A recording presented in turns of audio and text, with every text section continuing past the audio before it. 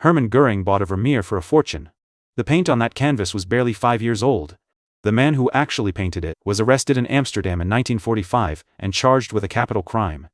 So he begged the police to believe something insane, that he was a forger and all of it was fake. Nobody believed him. His paintings hung in national museums, backed by the best trained eyes in Europe. His name was Han van Meegeren, and to save his life he had to demolish his own masterpiece. It starts, as these things do, with one bad review that a man refused to let go of. In the 1920s he was a skilled Dutch painter, and skilled turned out to be the wrong compliment. Critics called his work derivative, pretty, technically fine, and about 300 years late to its own party. You know that sting. You do everything correctly and someone calls it competent. There's no worse word. He kept painting portraits for wealthy clients, made a good living, and filled quietly with a very specific rage.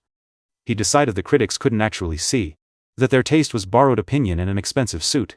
His plan wasn't to paint a better picture. It was to paint one they'd already agreed to love. Vermeer left around 35 known paintings, and there's a hole early in his career nobody could fill. Scholars had a pet theory: a young Vermeer must have painted large religious scenes, since lost. No one had ever found one. The experts wanted that painting to exist. Van Meegeren decided to provide it. That's the first move in every good con. You don't argue with the mark, you agree with them, expensively. But wanting isn't enough. The object still has to survive a laboratory, and he knew that from the start. So in 1932 he moved to the south of France and spent 4 years doing chemistry instead of art. First problem: canvas. New linen looks new. So he bought worthless 17th-century paintings at auction, by the stack. He scraped each one down to bare weave, keeping the original tacks, the original frame, the original age. Second problem: color. He refused tube paint and ground his own pigments from raw minerals, like a 1600s workshop. He crushed real lapis lazuli for blue at enormous cost, because the cheap modern blue would have been the tell.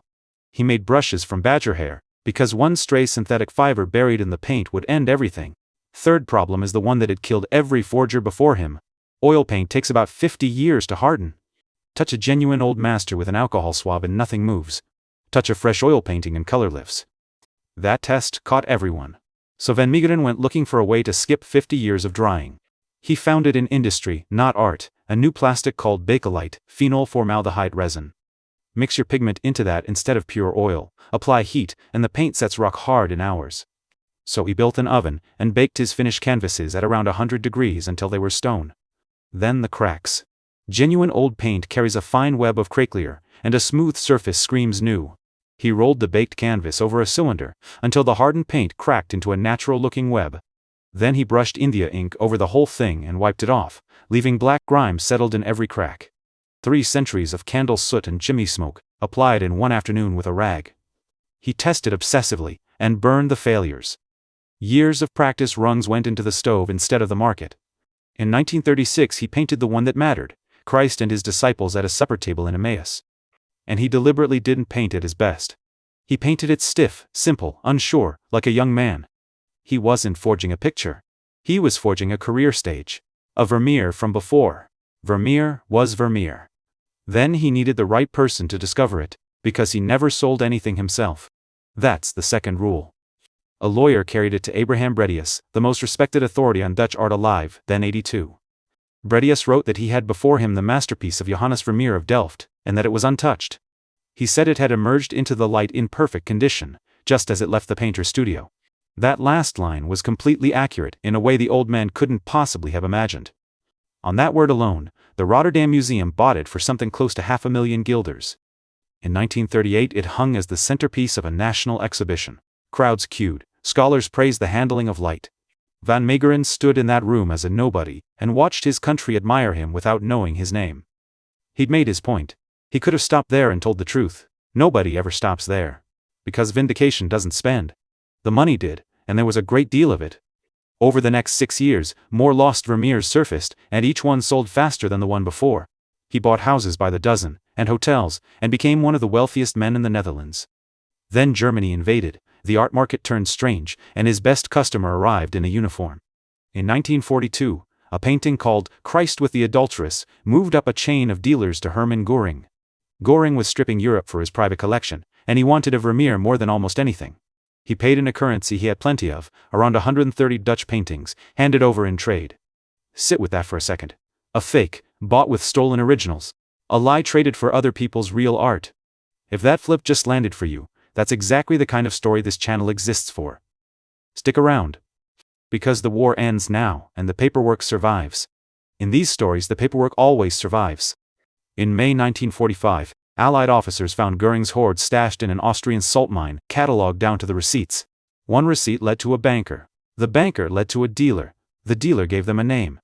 On the 29th of May they arrested Han van Meegeren at home, and charged him with collaboration. He had sold a Dutch national treasure to the enemy. He had handed the country's heritage to the occupier. In the Netherlands in 1945, that charge carried the death penalty, and the courts were in no forgiving mood. He sat in a cell for 6 weeks holding a defense he couldn't use. Then he used it. He told them, "I sold no Vermeer to Göring, I painted it myself, I painted all of them." Picture being the interrogator. A man facing a rope claims he personally fooled the entire European art world. The obvious read is that he's lying. Confessing to fraud beats hanging, and anyone in that chair would try it. So the court set the only test that could settle it. Paint another one, now, where we can watch. They gave him a studio, his canvas, his ground pigments, and put police officers inside the room. 2 months under guard, with witnesses required whenever a brush touched the canvas, and reporters waiting outside.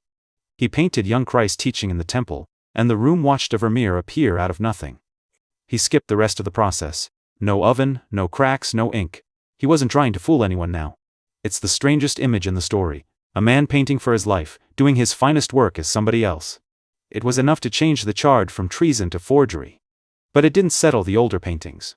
Because a museum sitting on a $500,000 guilder Vermeer really doesn't want to hear a confession like that.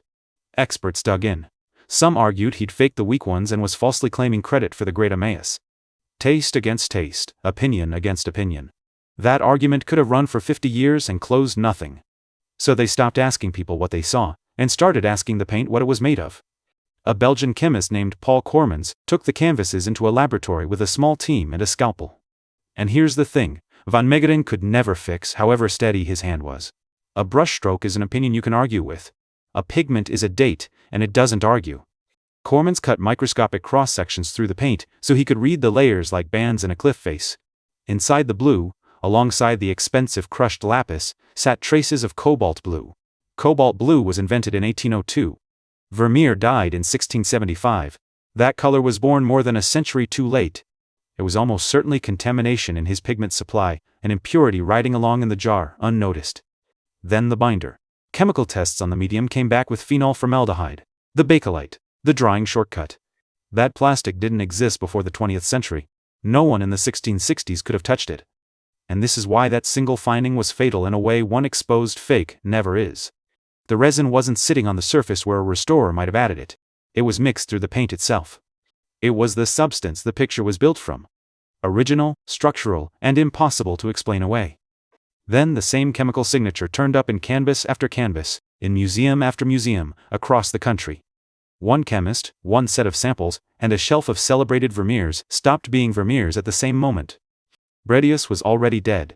The finest eye in Dutch art had certified an oven-baked plastic painting as untouched genius. In October 1947, van Meegeren went on trial for forgery, with his own fresh fake standing in the courtroom. He got 1 year, far less than anyone expected, and the Dutch public treated him like a folk hero. He never served it. Weeks after the sentence his heart gave out, and he died at 58. But the folk hero was his last forgery, and it's the one still hanging. He wasn't a resistance prankster. He grew rich under occupation, and sold cheerfully to buyers in Nazi uniforms. He'd even inscribed a book of his own drawings to Hitler personally. That page never made the legend.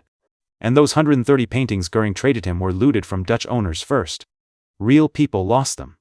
So the lesson isn't that experts are gullible. Bredius wasn't a fool. He was simply shown what he wanted. Style can be studied and copied. Chemistry can't be flattered, it only reports what's actually in the jar. Subscribe if you want the mechanics rather than the myth. Next time, the man who sold the Eiffel Tower for scrap. Twice. These stories deserve to be remembered properly. The real victims usually aren't the famous ones.